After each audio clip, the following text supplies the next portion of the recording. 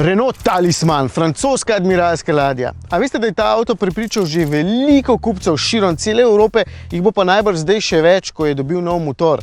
Baje so bili Nemci tisti, ki so želeli več moči v tem avtu in zato so Francozi iz Megana RS oziroma iz Alpine A110 vzeli 1,8 litrski turbobencinski stroj, mu zmanjšali malo moči in ga postavili točno tukaj spodaj.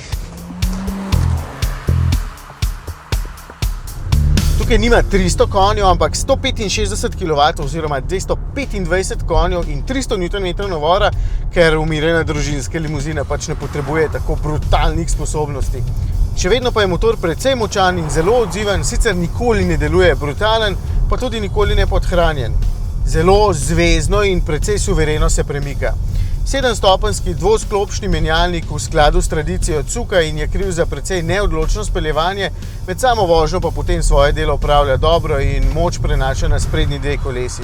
Bi pa lahko bil krmilni mehanizem bolj obtežen in bolj odziven, bi bil občutek boljši, no je pa Talisman zaradi štirikolesnega krmiljenja vsaj zelo agilen med ovinki.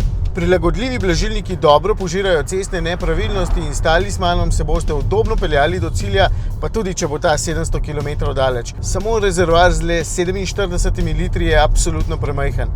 Motor povprečno porabi namreč dobrih 8 litrov na 100 km, če boste na nemških avtocestah drveli z 240 km/h, kolikor je končna hitrost, pa vsaj še 2 ali pa 3 litre več. Še en nasvet inženirjem in programerjem. Izboljšajte multimedijski sistem, ker preveč šteka. Sploh predvajanje glasbe z ključka USB je počasno. Zadnjič sem po pomoti 5krat prestavil in potem je 5 komadov predvajalo vsakega po 5 sekund. Je pa vsaj zaslon velik, 8,7 palca meri v diagonalo.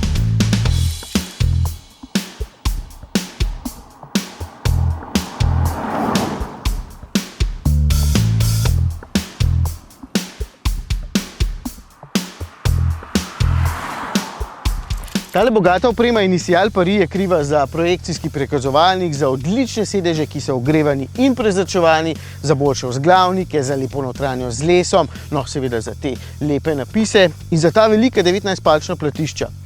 Pripravite 39 jurjev.